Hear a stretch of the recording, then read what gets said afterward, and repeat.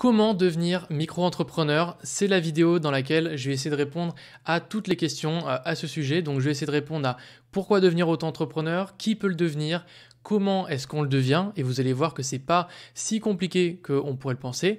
Comment choisir son compte bancaire professionnel, on va parler du plafond, des charges, de la CFE, de la TVA. Donc si c'est des termes que vous connaissez pas, on va le voir ensemble dans cette vidéo. Comment déclarer son chiffre d'affaires, comment gérer sa comptabilité, comment gérer la déclaration sur l'impôt sur le revenu, et je vais vous donner un petit exemple concret de déclaration que je pourrais faire au mois.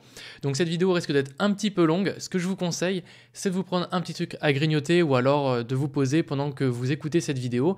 On va essayer de voir ensemble la plupart des points pour devenir micro-entrepreneur. Évidemment, je ne pourrais pas tout vous dire parce qu'il y a tellement de cas particuliers pour les micro-entrepreneurs qu'on ne pourrait pas tout englober.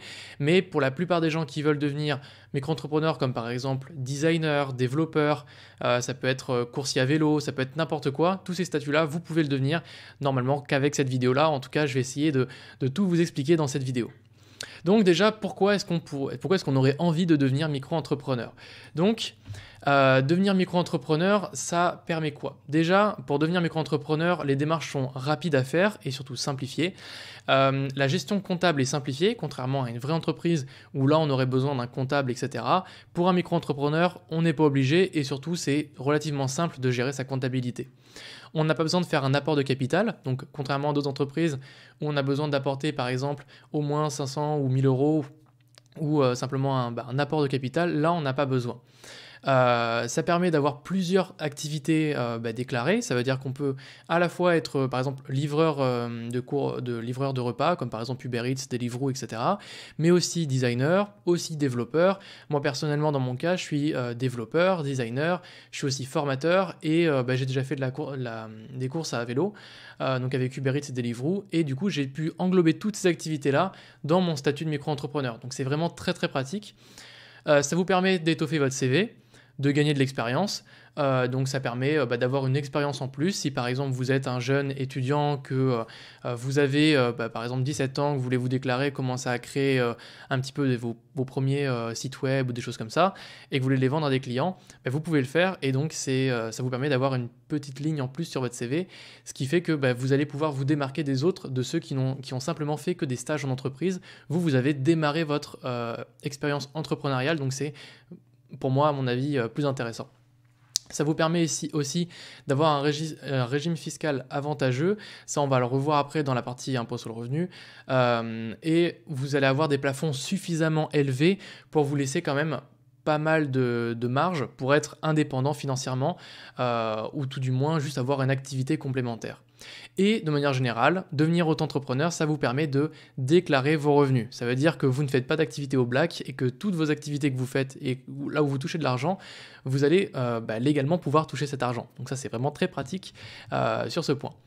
En ce qui concerne le statut, vous avez quelques règles à respecter. C'est très simple. La première, c'est de tenir un livre de recettes de dépenses, ce qu'on appelle un livre de compte. La deuxième, c'est de faire des factures pour vos clients. Donc à chaque fois que vous avez une entrée d'argent, vous devez faire une facture. La troisième règle, c'est d'avoir un compte bancaire séparé. Donc on va avoir différentes solutions pour vos comptes bancaires. Et la quatrième, c'est de déclarer votre chiffre d'affaires et de régler vos cotisations. Donc ça, c'est normal puisque forcément, vous gagnez des sous, il faut payer des charges. C'est la base. Donc alors, qui peut devenir micro-entrepreneur? Tout le monde peut devenir micro-entrepreneur selon les critères suivants. Il faut que votre activité soit dans ces trois types d'activités, que ce soit une activité soit artisanale, soit commerciale, soit libérale. Commerciale, ça peut être vendre simplement des choses que vous créez. Alors là, du coup, ce sera peut-être plus dans la partie artisanale.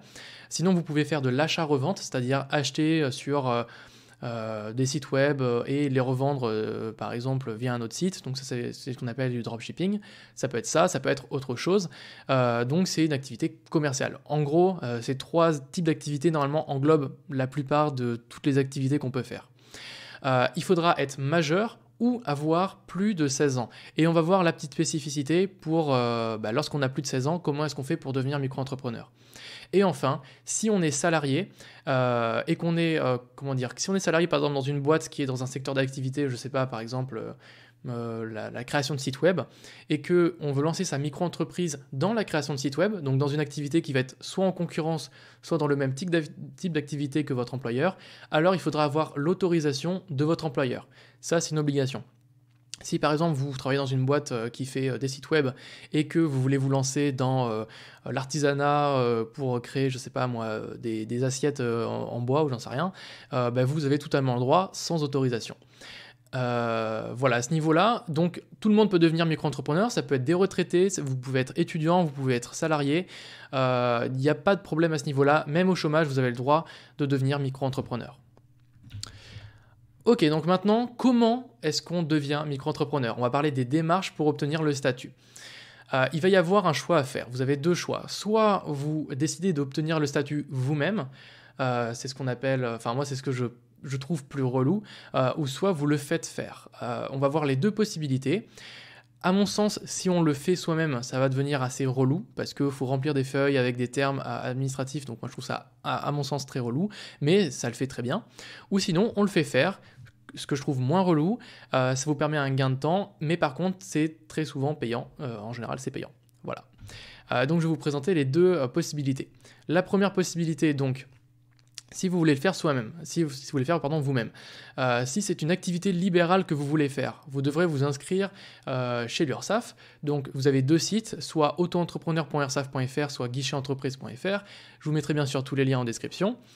Ou sinon, vous avez une activité qui va être commerciale. Donc là, il faudra s'inscrire au registre du commerce et des sociétés, RCS. Et là, vous avez donc les deux mêmes sites, plus infogreffe.fr. Moi, personnellement, je trouve que c'est un petit peu relou du coup de faire les statuts. Il y a une autre possibilité qui est de le faire faire par quelqu'un.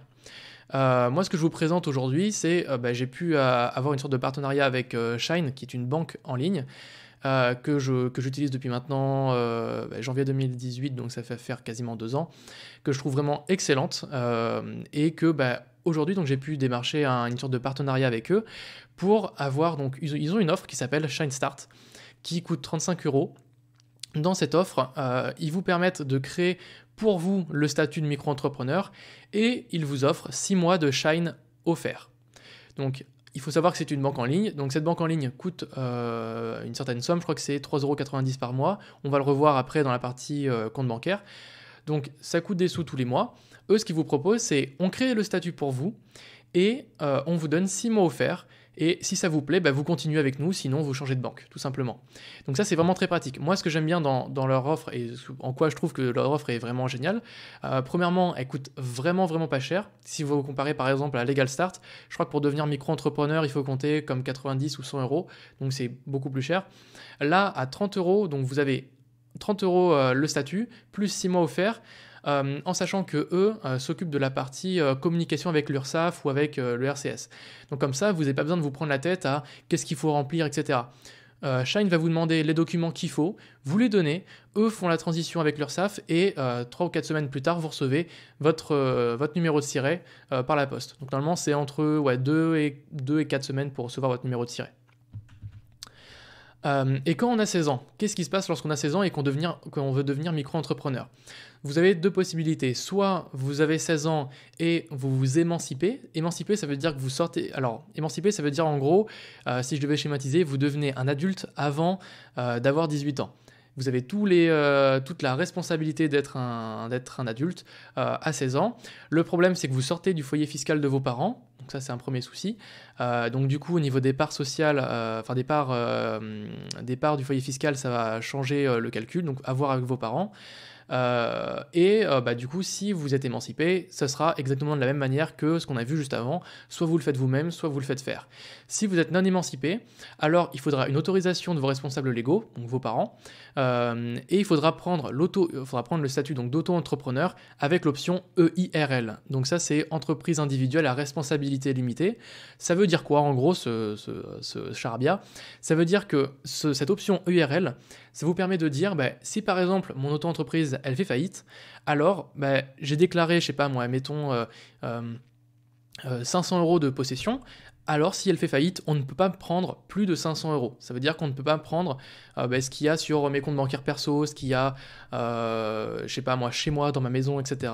Je vous donne un exemple, si vous faites de l'achat-revente et vous prenez l'option EIRL, que votre entreprise fait faillite, alors on ne peut pas prendre plus que ce que vous avez déclaré. Donc initialement, lorsque vous allez créer votre statut de EIRL, vous allez devoir dire je déclare un ordinateur d'une valeur de 500 euros par exemple, et tout ce qu'on peut vous prendre, c'est cet ordinateur de cette valeur-là. Si, évidemment, si par exemple vous faites une activité de prestation de service, imaginons designer, développeur, etc., ou ce genre de type d'activité libérale, évidemment vous ne pouvez pas être en faillite, parce que comment est-ce qu'on peut être en faillite lorsqu'on fait des prestations de service? En fait, on ne fait pas de l'achat, on ne fait pas de la revente, on n'est pas trader, on ne va pas acheter quelque chose qu'on va revendre plus cher ou moins cher. Enfin, c'est difficile d'être en négatif sur ça. Donc, en général, l'option EIRL, ça vous permet simplement de vous sécuriser. Ce qu'il faut juste savoir, c'est que cette option EIRL coûte de l'argent. De mémoire, elle coûte entre 50 et 60 euros. C'est juste ce qu'il faut savoir. Voilà, donc maintenant on a vu comment devenir micro-entrepreneur. Maintenant, quel est le compte bancaire qu'on va devoir choisir? Parce qu'on est obligatoirement, on doit avoir obligatoirement un compte bancaire professionnel. Alors quand je dis professionnel, ça ne veut pas dire qu'on est obligé de l'avoir qui soit professionnel. On a juste besoin d'avoir un compte bancaire séparé. Donc ça peut tout simplement être un compte courant qui va être uniquement utilisé pour votre auto-entreprise. Pourquoi est-ce qu'on a besoin de ça? Parce qu'en fait, votre compte bancaire professionnel va faire office de livre de compte et en fait, le trésor ou je sais pas, l'institution qui va vérifier, va faire des contrôles fiscaux par exemple. En fait, on va prendre comme référence votre compte bancaire et c'est uniquement ça qu'on va prendre en référence. Donc si vous avez plusieurs comptes bancaires, ça va poser problème évidemment et surtout que ça, c'est pas légal. Donc il va falloir avoir un seul compte bancaire et toutes les entrées d'argent ou toute sortie devront être justifiées. Et donc c'est comme ça qu'on prend pour référence votre compte bancaire.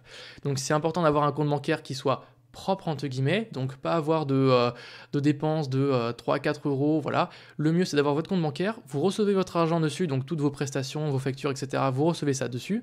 Et moi ce que je vous conseille c'est de faire un virement par exemple mensuel ou quelques fois dans le mois à votre compte courant. Et donc c'est là où sur votre compte courant vous faites vos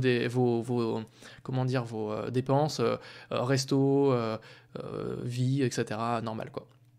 Donc, vous avez au niveau des banques, les banques traditionnelles, Crédit Mutuel, la Banque Postale, toutes ces banques-là, qui marchent très bien. Au tout début, moi, j'avais un compte bancaire, un compte courant, pardon, chez CIC. Ça marchait très bien, pas de souci à ce niveau-là, mais j'ai quand même décidé de passer vers une banque en ligne. Donc il y avait différentes banques en ligne, j'ai testé Hello Bank, j'ai testé N26 qui est très bien, que j'ai gardé. Vous avez un lien en description si vous voulez vous y inscrire, c'est une banque qui est totalement gratuite. Vous avez des offres payantes, mais la version gratuite suffit amplement. Moi que je trouve pas mal. Mais juste après, je suis passé chez Shine, donc j'ai pu être dans l'un des premiers à tester Shine il y a donc en début 2017, pardon. 2018, autant pour moi. Et c'est vraiment une banque que moi j'adore, je surkiffe. Alors, ce que j'adore personnellement chez eux, pour moi, les gros points très très forts chez eux, c'est le support et la communauté. Ils ont un très bon support, donc si vous avez des questions fiscales, si vous avez un problème sur l'application, que vous avez un bug ou quoi que ce soit, ils sont très réactifs, en quelques jours ils vous répondent et ils répondent tout le temps. Donc ça c'est vraiment génial, on n'a pas la sensation d'envoyer un mail dans le vide ou un message dans le vide, ils répondent vraiment, ça c'est vraiment cool. Il y a une très bonne communauté, il y a un groupe Facebook où justement tous les entrepreneurs discutent entre eux, parlent de leurs problèmes, par exemple s'ils ont un problème fiscal, ils en parlent, ils échangent. Il y a beaucoup d'activités qui se font au niveau de ce groupe, ce que je trouve vraiment génial. Deuxième gros point fort, c'est que directement dans l'application, vous avez la gestion des factures et très prochainement la gestion des devis. Donc ça, c'est encore plus génial. Si par exemple vous avez envie de facturer une personne, qu'elle vous demande une facture, vous n'avez pas besoin de passer par un service tiers comme facture.net par exemple, qui est très très bien, pour gérer vos factures. Directement dans l'application, vous dites que vous créez un nouveau client, vous créez une facture d'un montant, je sais pas moi, de 100 euros, et vous pourrez l'envoyer directement par mail ou par message à cette personne-là.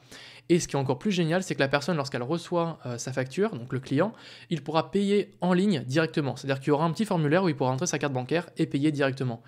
Donc il pourra soit vous payer par virement bancaire avec votre IBAN normal, ou alors via le paiement en ligne avec la carte bancaire. Donc ça c'est vraiment ouf, ce que je trouve comme possibilité. Voilà. Et vous avez l'historique en temps réel. Donc ça, sur toutes les banques en ligne, maintenant on l'a. Donc ça, c'est vraiment génial. C'est lorsqu'on fait un paiement, automatiquement, vous avez la notification sur votre téléphone. Lorsque vous recevez un paiement, c'est pareil, vous avez la notification. C'est vraiment génial. Donc moi, personnellement, j'adore ça.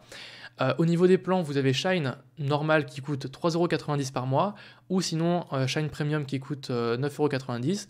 Je vous laisserai regarder si ça vous intéresse. Et donc j'ai cette fameuse offre Shine Start à 30€ au lieu de 35€, plus 6 mois offerts en passant par mon lien. Si toutefois ça vous intéresse, vous avez le lien, ça vous permet de créer vos statuts directement, le plus facilement entre guillemets, avec eux. Et vous avez donc 6 mois offerts de l'application, que moi je trouve juste génial, mais voilà, ça reste juste mon avis. Ça c'était tout pour le compte bancaire. Maintenant on va parler un petit peu plus chiffres, on va parler un peu plus administratif en parlant des plafonds des charges, de la CFE et de la TVA. Donc c'est pas mal de choses. Alors, en fait, en tant que micro-entrepreneur, vous allez avoir des plafonds à ne pas dépasser. Si par exemple, alors selon différents types d'activités, si vous avez une activité qui est commerciale, donc qui est BIC, ça veut dire bénéfice, je ne sais plus exactement, bénéfice commercial, en fait, si vous êtes BIC, alors vous avez donc une activité commerciale, vous avez un plafond du chiffre d'affaires qui est de 170 000 € par an. Si vous êtes en prestation de services artisanales ou commerciales, vous allez avoir un plafond de 70 000. Et pareil pour les activités libérales. Donc BNC, c'est bénéfices non commerciaux. BIC, bénéfices commerciaux, je ne sais plus exactement. Bref, du coup, vous allez avoir différents plafonds de chiffre d'affaires.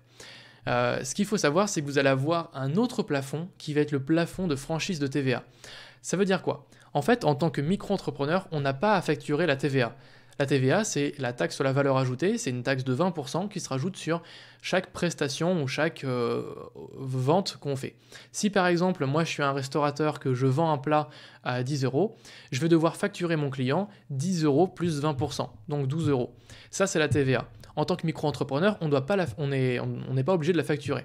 Ça veut dire que si moi je me déclare graphiste web et que je fais un nouveau site pour un client, que je lui facture, je sais pas moi, 100€, alors je n'ai pas à facturer 100€ plus 20% de TVA. J'ai juste à facturer 100€. Donc c'est 100€ hors taxe.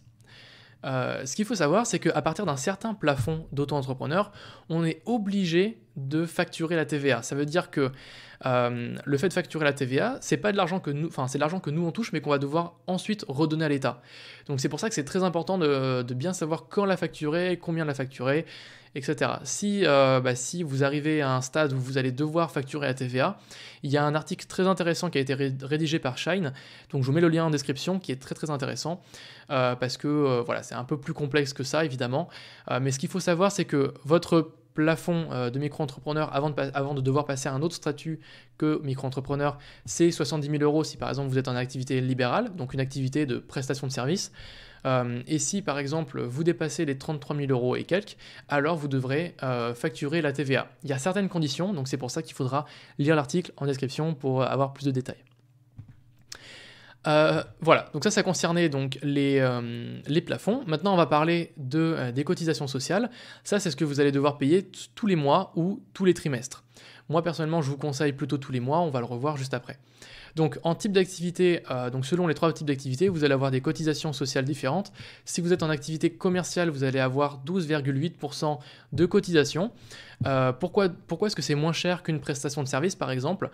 C'est moins cher parce qu'une activité commerciale, c'est considéré comme de l'achat-revente. Donc en fait, ils considèrent que vous allez avoir beaucoup de dépenses, vous allez avoir pas mal de dépenses et pas forcément beaucoup de revenus nets. Alors que si par exemple vous êtes en prestation libérale, vous allez rarement acheter ou alors vous allez moins acheter de matériel. Donc c'est pour ça qu'on vous charge plus, entre guillemets. Ce qu'il faut savoir, c'est que ces cotisations sociales vous chargent, c'est des pourcentages sur le chiffre d'affaires. Donc ça n'est pas sur le bénéfice, mais bien sur le chiffre d'affaires. Imaginons, j'achète, je sais pas, un ordinateur à 1 000€ ce mois-ci et que je facture mon client 2 000 €. J'ai fait un chiffre d'affaires de 2 000 € et j'ai fait 1 000 € de bénéfice. Donc ça veut dire que si par exemple je suis en activité libérale, je vais devoir payer 22% sur 2 000 € mon chiffre d'affaires. Ça c'est super important. On parle bien du chiffre d'affaires et non du bénéfice. Voilà à ce niveau-là, en sachant, alors je vais revenir rapidement, en sachant ici que à partir du 1er janvier 2019, vous allez pouvoir bénéficier de l'ACRE. Ils ont modifié un petit peu le système de l'ACRE. L'ACRE maintenant va durer qu'1 an et vous allez avoir 50% de réduction sur vos cotisations sociales. Ça veut dire que si vous vous déclarez par exemple en janvier 2019 ou en juillet 2020 par exemple, donc oui j'ai une bêtise, c'était en 2020, donc si vous déclarez en janvier 2020 ou en juillet 2020 par exemple, et que vous faites par exemple 1000 € de chiffre d'affaires, vous allez devoir payer non pas 22% de cotisation, mais 11% de cotisation. C'est 50% de votre charge. Et pareil, du coup, 50% de 12,8 si vous êtes en activité commerciale. Et après, au bout d'un an, forcément, ça repasse à 22%. Donc là, on va parler de la CFE. La CFE, c'est la seule taxe que vous allez devoir payer de manière fixe en tant que micro-entrepreneur. La CFE, c'est la taxe foncière, alors c'est la cotisation foncière aux entreprises. En fait, c'est une taxe qui vous taxe sur l'emplacement que vous prenez physiquement. C'est-à-dire que si vous avez des locaux et que vous louez des locaux, je sais pas moi, de 40 mètres carrés, vous allez devoir payer une charge, enfin une taxe sur l'emplacement que vous utilisez. C'est la CFE. Si vous êtes auto-entrepreneur et que vous, par exemple, vous êtes graphiste, moi ce que j'ai fait, c'est que j'ai déclaré le minimum, je crois que c'est 1 mètre carré ou 2 mètres carrés, et en fonction de la surface et en fonction de votre chiffre d'affaires, vous allez devoir payer un certain montant de CFE. Donc ce montant peut vachement varier, je crois que ça peut varier en fonction des villes, enfin plutôt des communes, et en fonction en fonction donc de votre commune, en fonction de votre chiffre d'affaires, en fonction de votre surface, et je crois même qu'en fonction des années, ça peut peut-être même évoluer. Enfin bref, ça peut bouger. Donc en général, moi personnellement, je paye entre 200 et 300 € de CFE chaque année. Donc c'est une taxe annuelle que vous payez en fin d'année. Ce qu'il faut savoir, c'est que la première année où vous allez devoir, alors si vous créez votre statut par exemple cette année, il faudra donc remplir une déclaration initiale avant le 31 décembre de cette année actuelle pour être exonéré de cette année. Ça veut dire que si par exemple vous débutez votre activité en février 2020 et que vous remplissez votre déclaration initiale donc avant le 31 décembre de cette même année 2020, vous n'allez pas payer de CFE pour l'année 2020. Par contre, l'année d'après, en fin d'année 2021, vous devrez payer votre CFE donc d'un certain montant. Et également, ce qui a été changé dans la CFE, c'est que maintenant, si vous faites un chiffre d'affaires inférieur à 5 000 € annuel, alors vous ne payez pas la CFE, vous êtes exonéré. Donc ça, c'est plutôt cool, même si ça aurait été plus sympa de monter encore un peu le plafond. Voilà, c'est tout ce que j'avais à vous dire par rapport à la CFE, aux charges sociales, les plafonds et l'ACRE. Donc si vous avez besoin de plus d'informations, vous avez Shine qui a rédigé beaucoup d'articles à ce propos, donc n'hésitez pas à faire un tour sur la blog, c'est vraiment très intéressant. Maintenant, comment est-ce qu'on déclare son chiffre d'affaires? Donc, vous avez un certain chiffre d'affaires que vous allez réaliser, donc vous avez facturé à vos clients des prestations, vous avez reçu de l'argent. Maintenant, il va falloir dire à l'État combien est-ce que vous avez gagné pour payer vos cotisations sociales. Vous avez deux types de déclarations, soit une déclaration mensuelle, soit une déclaration trimestrielle. Mensuelle, évidemment, c'est au mois, trimestrielle, tous les 3 mois. Moi, personnellement, ce que je vous recommande, c'est plutôt une déclaration mensuelle. Ça vous permet de vous le rappeler. Donc, tous les mois, tous les débuts de mois, par exemple, vous vous dites, là, je dois payer et je dois déclarer mon chiffre d'affaires. Donc, moi, c'est ce que je fais toujours tous les mois ma déclaration de chiffre d'affaires. Et ça me permet d'être plus linéaire, plus homogène sur toute l'année. Ça veut dire que si, par exemple, je fais 2000 € de chiffre d'affaires tous les mois et que tous les 3 mois je dois payer mes charges, d'un coup tous les 3 mois ça va me faire une grosse dépense. Alors que si je le fais tous les mois, ça va me faire un tiers de ma grosse dépense, donc au final ça va être plus étalé sur l'année et c'est ce que je trouve plus intéressant personnellement. Après il y en a certains qui préfèrent se dire moins je le vois et plus je suis content, donc une fois tous les 3 mois ça fait mal mais après c'est fait. Voilà, chacun sa manière de penser, personnellement je préfère donc tous les mois. Est-ce qu'il y avait autre chose? Oui, voilà, déclarer ses revenus. Donc, comment ça marche? Il faudra se rendre sur le site autoentrepreneur.ursaf.fr. Vous vous inscrivez, donc normalement vous avez déjà un compte, sinon vous vous connectez. Et vous allez aller dans votre compte et vous allez aller dans la section donc déclarer et payer, mon échéance en cours.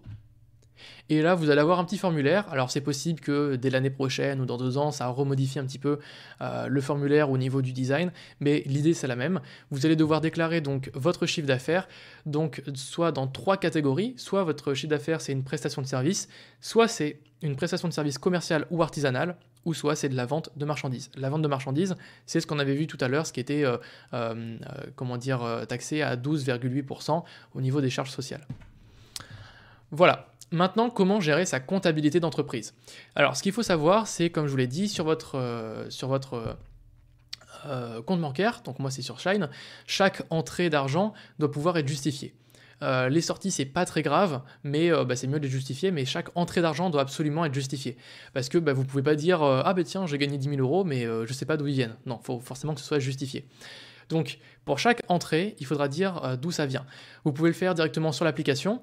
Personnellement, j'ai choisi de faire ma comptabilité directement dans un petit tableur qui est un Google Form. Donc en fait, c'est un formulaire, c'est une sorte de Excel en ligne sur lequel j'ai mis des formules et ça me permet de faire ma déclaration directement tous les mois. Comme ça, je peux savoir exactement combien est-ce que j'ai fait, je peux savoir quel type d'activité est-ce que j'ai fait, etc. Donc pour moi, c'est beaucoup plus pratique. Donc là, je vous donne un exemple avec donc mon tableau. Donc j'ai séparé année par année. Donc là, voilà, n'hésitez pas à regarder si ça vous intéresse. Mais par exemple, pour le mois de novembre 2019, donc ce mois-ci, là, je suis à 1500 € de chiffre d'affaires. Et comme j'ai 0 charge, donc 0 dépense ce mois-ci, j'ai fait un bénéfice de 521 €. Bref, donc ensuite j'ai un petit graphique qui me permet de voir l'évolution en fonction donc, de mon année, enfin en fonction de l'année, ouais, et en fonction de l'année précédente. Donc je peux voir un peu l'évolution du chiffre d'affaires, donc ça c'est assez intéressant.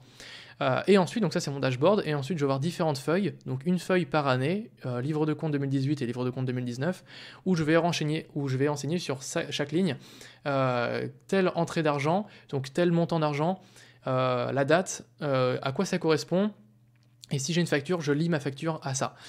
Donc du coup, ça me permet en fait, de gérer en fait, toute la partie suivie de ma comptabilité. Donc c'est en plus de mon compte bancaire, ce qui me permet de moi avoir une bonne vue d'ensemble, surtout qu'après je peux faire des statistiques sur l'évolution du revenu, voir comment ça marche, la tendance globale, etc. Donc ça c'est un petit Excel que je me suis fait. Si ça vous intéresse, je vous ai mis un lien en description pour l'acheter, donc je crois que c'est aux alentours de quelques euros pour pouvoir l'acheter. Ou sinon vous pouvez le faire vous-même sur un Excel, avec vos formules à vous, avec vos tableaux à vous, ou sinon passer par d'autres services. Je sais qu'il y a un site qui s'appelle facture.net qui fait ça très très bien aussi, mais personnellement je préférais avoir un peu plus de flexibilité avec mon tableau à moi, c'est pour ça que j'en ai fait un personnellement, tout simplement. Donc ça, c'est la partie gérer sa comptabilité, et si vous avez un contrôle fiscal, ce sera ça qu'il faudra utiliser, donc forcément, pour expliquer chaque rentrée d'argent que vous allez avoir. Maintenant, la déclaration de l'impôt sur le revenu, on a bientôt fini. On va parler donc de l'impôt sur le revenu. Chaque année, vous allez devoir, alors si vous êtes encore rattaché au foyer fiscal de vos parents, ça veut dire que ce sont eux qui font les déclarations annuelles, et chaque année, ils doivent payer un impôt sur le revenu. Donc ça se fait aux alentours de mars-avril, je crois, quelque chose comme ça. Eux déclarent donc combien est-ce qu'ils ont gagné, si par exemple ils ont de l'immobilier, etc. Bref, ils décrivent en fait toute leur situation, et ils vont avoir certaines parts parts sociales, je crois que ça s'appelle comme ça. Enfin, bref, vous allez avoir différentes parts, et donc ça veut dire que vous êtes rattaché dans leur foyer fiscal. C'est un foyer fiscal. Si vous l'êtes dedans, eux vont devoir déclarer vos revenus à vous en tant que micro-entrepreneur, parce que vous êtes dans le foyer fiscal justement. Donc si vous faites par exemple une activité qui va être de vente de fournitures de logement, donc là vous allez avoir un abattement forfaitaire de 71%. Si vous faites une activité relevant des bénéfices commerciaux, alors c'est 50%. Si vous faites des activités à bénéfices non commerciaux, alors ce sera un abattement de 34%. Un abattement, ça veut dire quoi? Un abattement, c'est en fait l'impôt sur le revenu, vous allez devoir dire combien est-ce que vous avez touché, combien est-ce que vous avez gagné, et sur cette somme-là, vous allez devoir payer une certaine somme d'impôts. Donc si par exemple, si vous déclarez, je sais pas moi, 100 000 € sur l'année, vous allez devoir peut-être payer, je sais pas moi, 10 000 € d'impôt sur le revenu. Donc ça, c'est première possibilité. Enfin ça, c'est comme ça que ça fonctionne plutôt.